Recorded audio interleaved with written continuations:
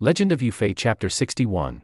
The story kicks off with a scene that sort of foreshadows Qin Hui's own doom, doesn't it? It does. Emperor Gaozong and Qin Hui decide to take a stroll through the city, Lim, but they do it in disguise. Right. The emperor dresses as a merchant, and Qin Hui as his attendant. A bit unusual for the top brass. Very. And they end up at Longyin Temple. There they find a really famous character diviner, a Chaizi master named Shi Runfu. Chaizi.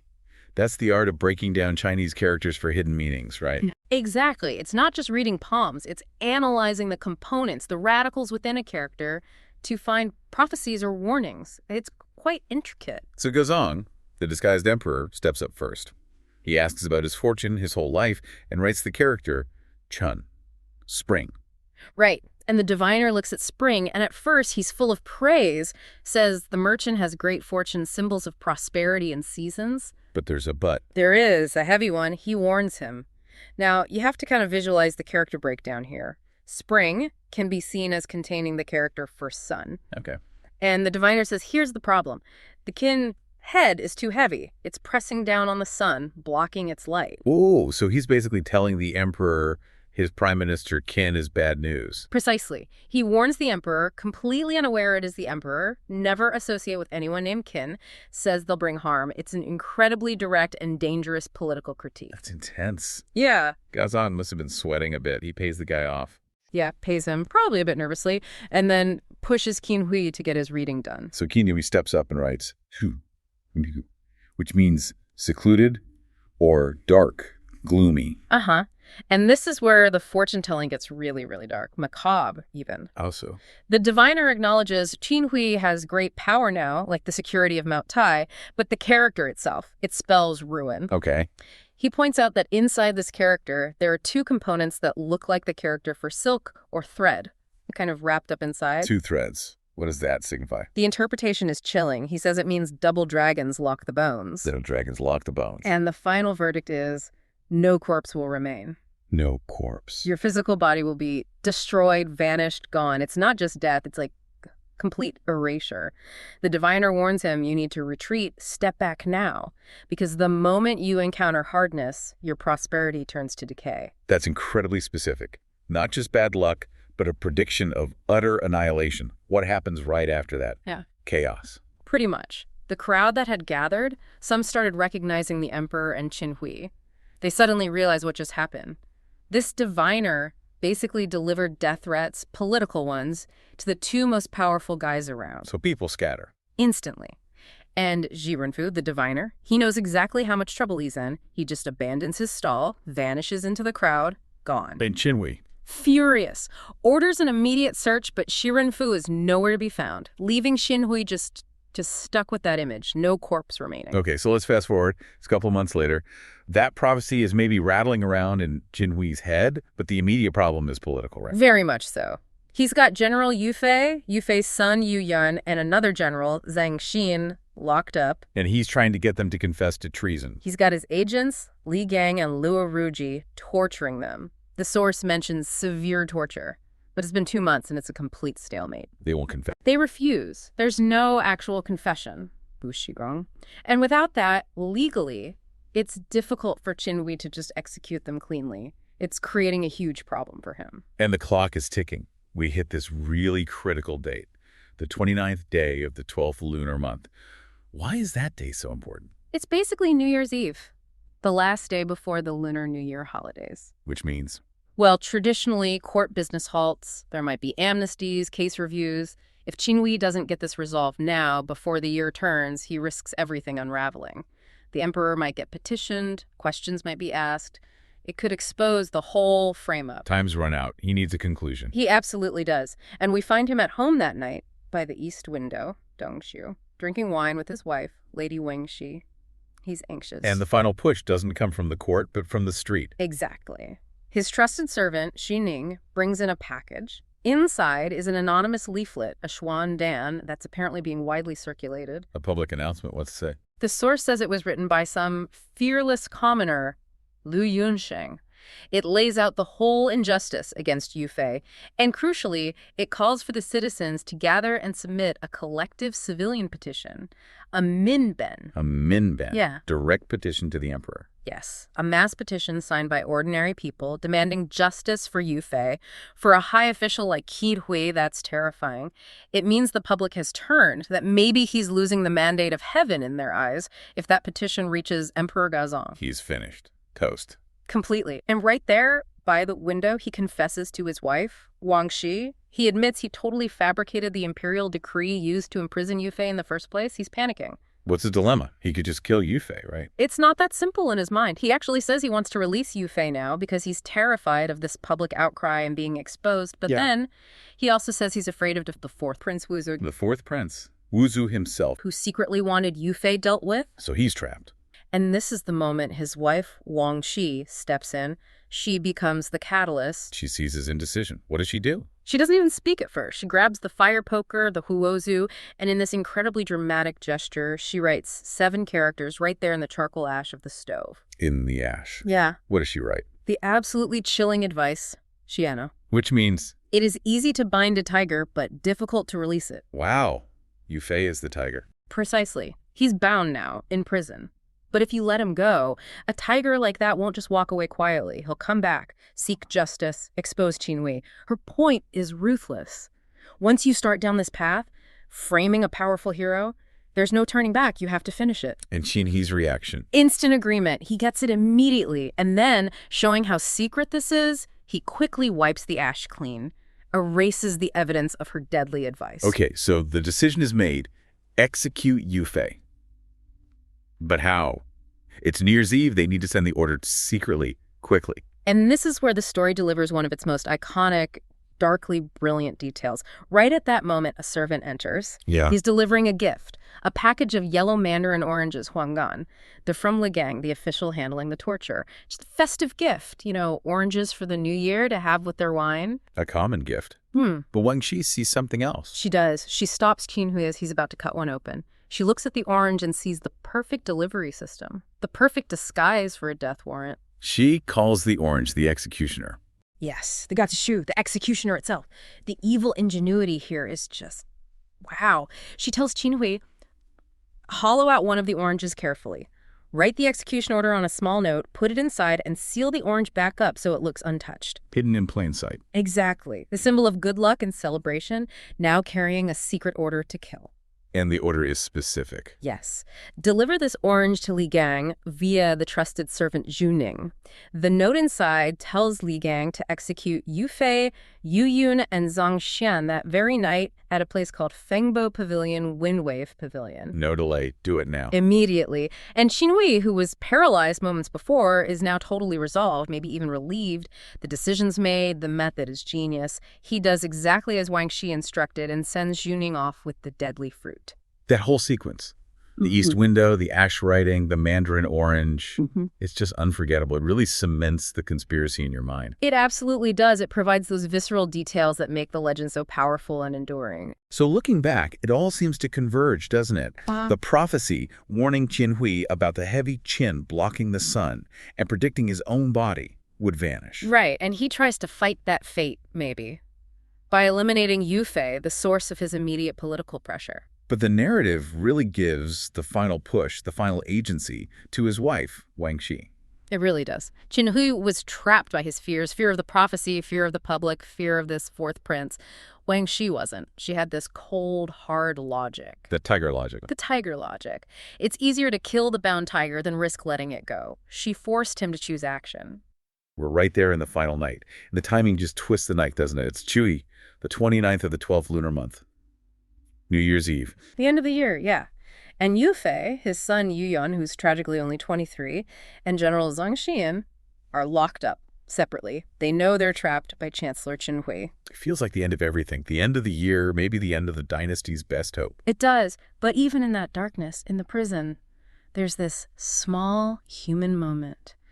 A jail official, Ni Wan, brings wine, just out of respect, to seal the year, Feng Shui, with the general. So even though the court has turned on him, this ordinary guy, Ni Wan, still sees his worth, his dignity. It's a small act, but important. Okay, so they're having this somber drink, and then something happens outside, starts to rain and snow.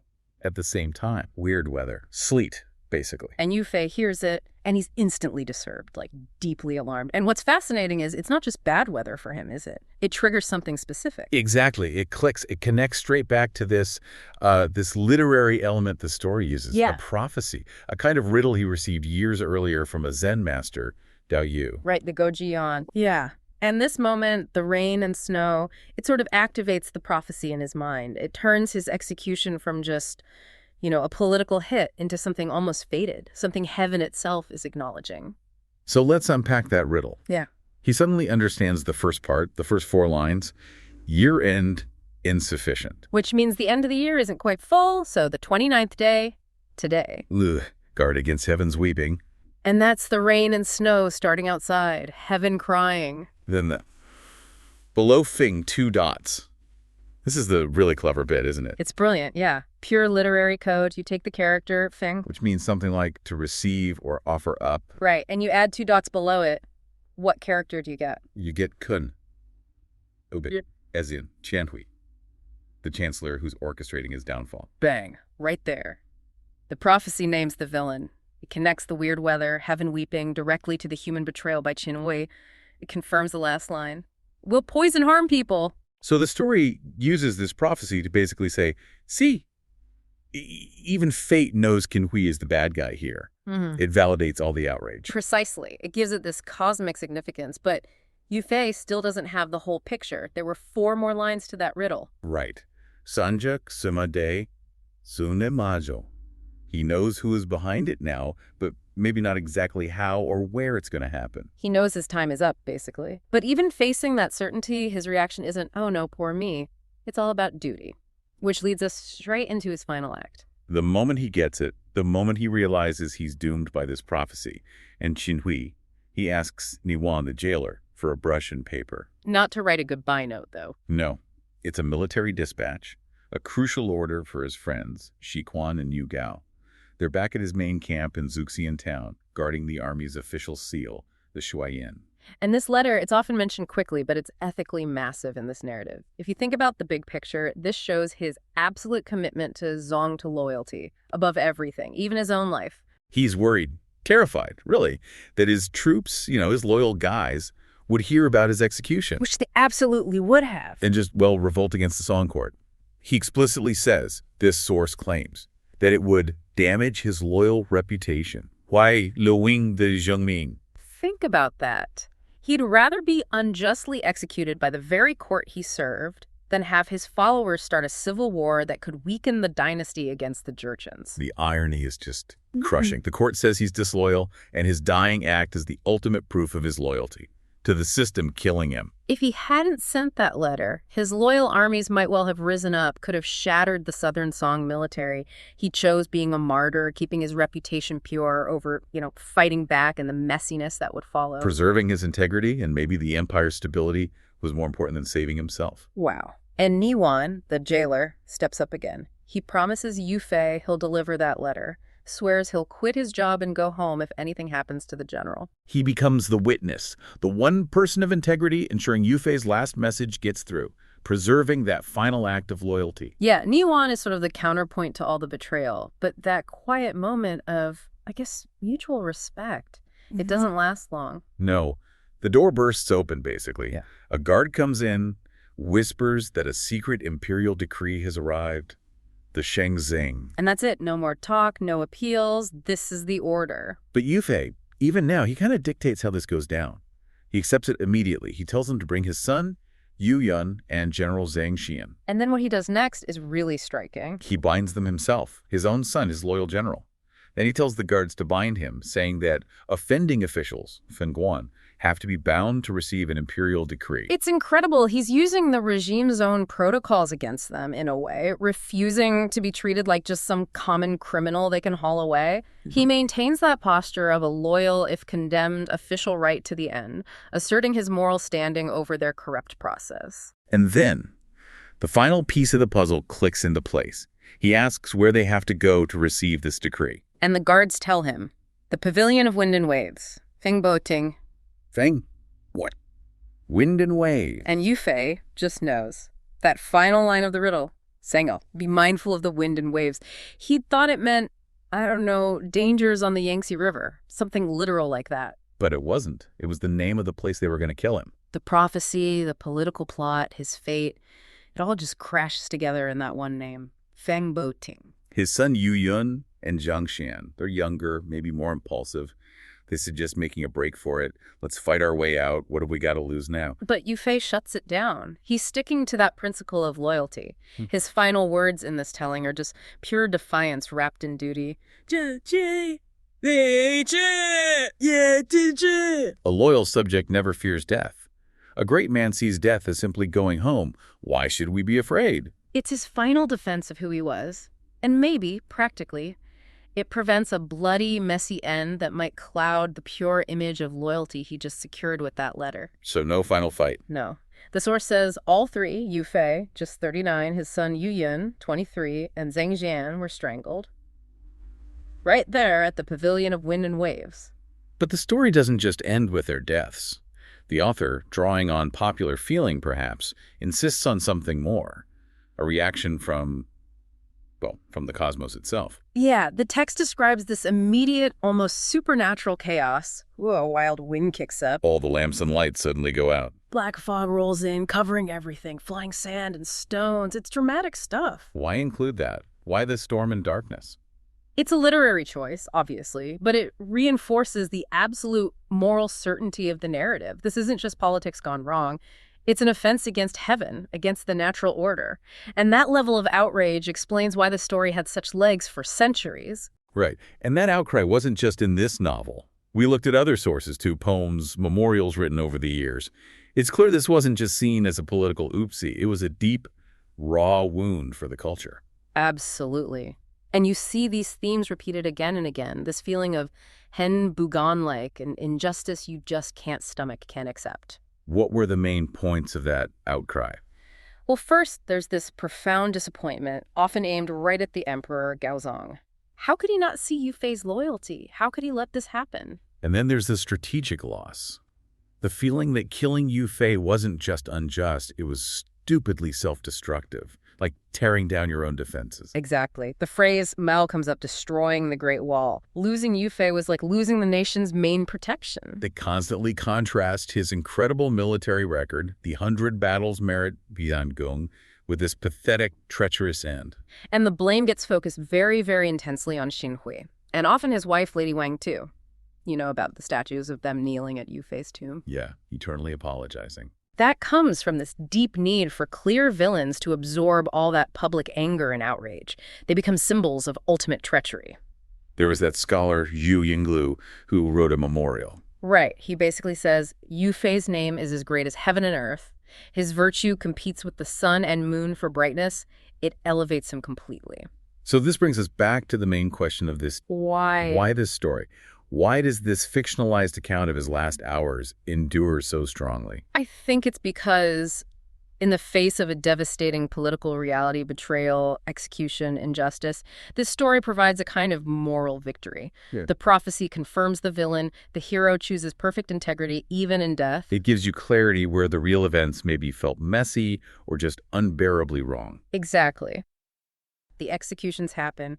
Lennon must have been just electric with fear, right? Oh, absolutely toxic. You'd think everyone would just keep their heads down. But straight away, we see these incredible acts of quiet bravery. Right, regarding the bodies. People actually tried to recover them. Yeah. It shows the incredible loyalty Yu Fei commanded. His retainer, Ni Wan, was, well, devastated, obviously. But he wasn't alone. We hear about two others, Wang Neng and Li Ji. They literally risked their necks to secretly buy 3 coffins. Wow, and how did they even manage that, getting the bodies out? This is where the legend adds a really interesting layer.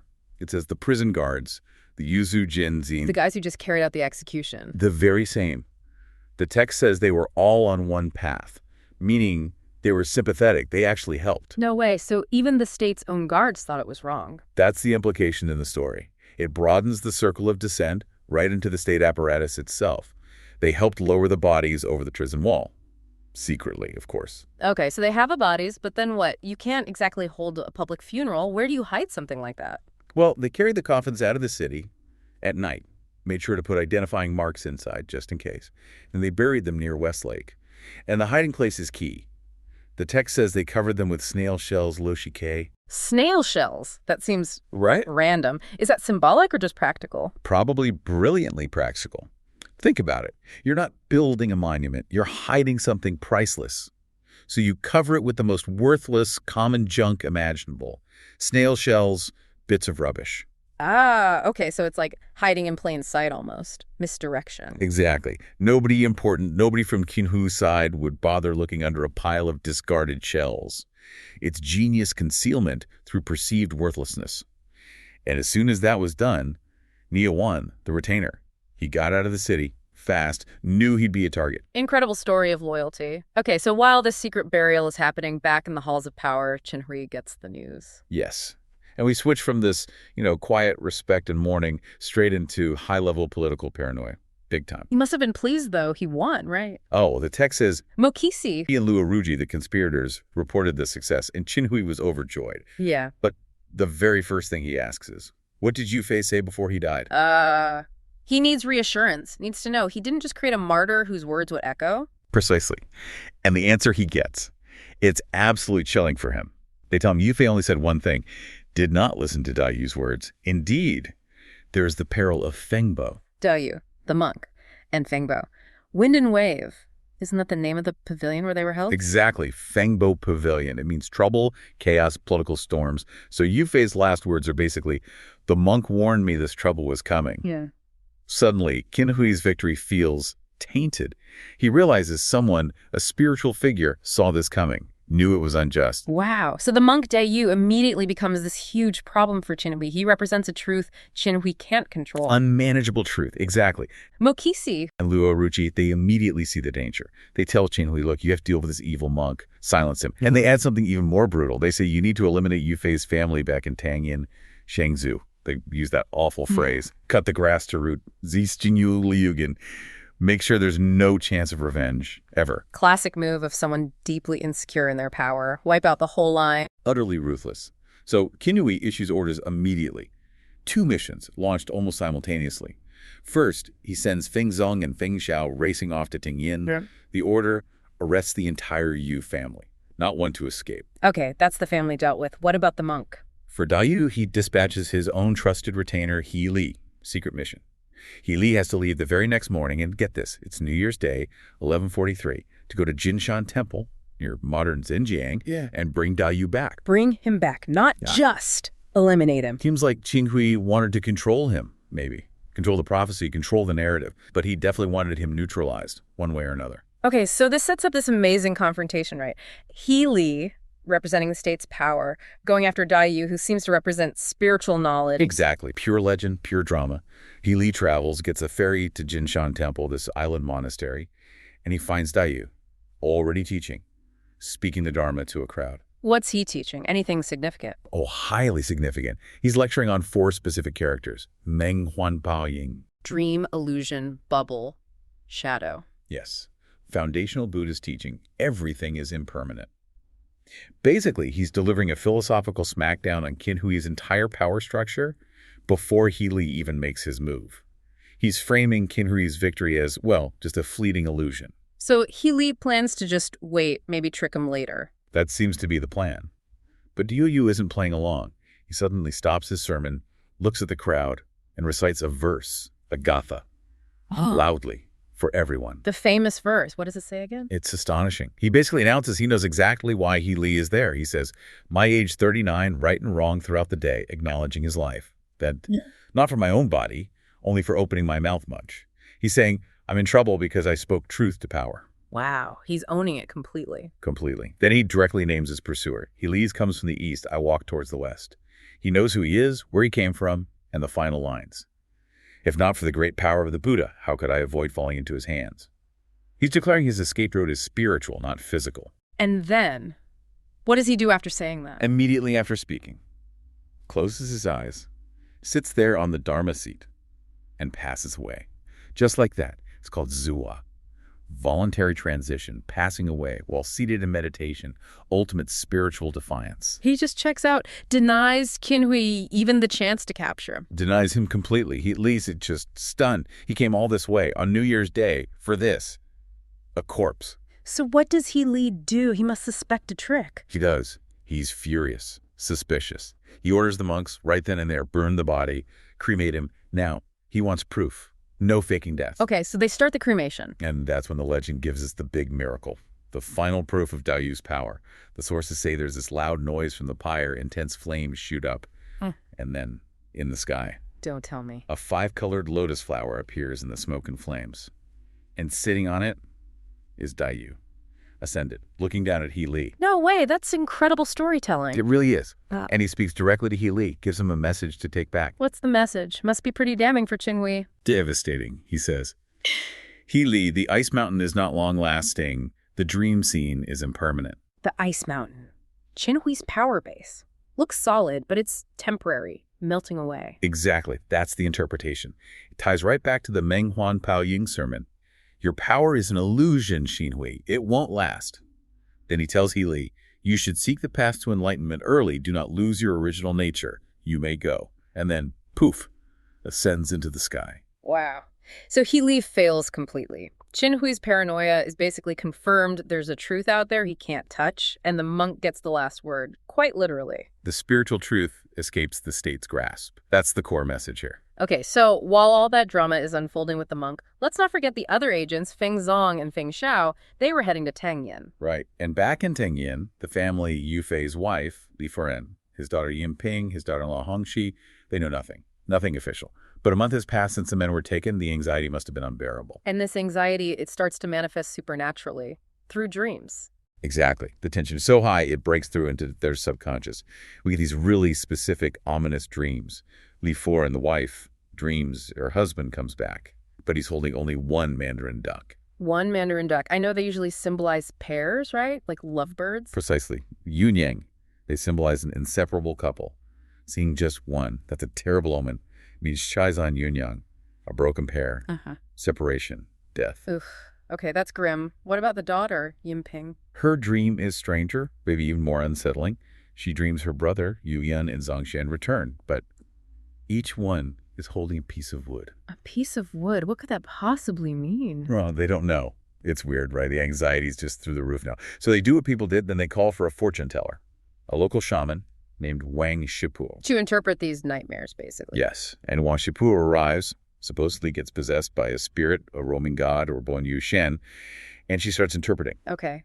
What does she say? First, she confirms the obvious one, the single mandarin duck. Yeah, that means a separated pair. Bad news. But then she gets to the wood dream. And this is the absolute killer moment in the narrative. Pure linguistic prophecy. How does she interpret holding a piece of wood? She looks at the image in the dream. A person holding one piece of wood. And she sees it not just as an image, but as, well, as the components of a Chinese character. Wait, a person plus wood? Exactly. A person radical derived from what next to a wood radical. Yeah. Put them together. What character do you get? She. And what does Zhu mean? It means to rest, to stop, to cease. Oh my God. Bingo. She tells them, a person holding a piece of wood is the character Zhu, meaning Ye Yuan and Zhang Xian have ceased. They have ceased. She's telling them they're dead, using this incredibly clever, devastating word puzzle embedded in the dream. It's stunning literary craft. Yes. The truth delivered through a visual pun, deciphered by spiritual insight, just crushing. And what happens to the shaman after she delivers this bombshell? The effort, the spiritual weight of conveying that truth, it's too much. The text says she collapses immediately after speaking the prophecy. Wow. So the family gets this terrible confirmation, likely just hours or maybe a day before Xinhui's agents physically arrive to arrest them all. The timing is brutal. They receive the spiritual verdict just before the political one lands.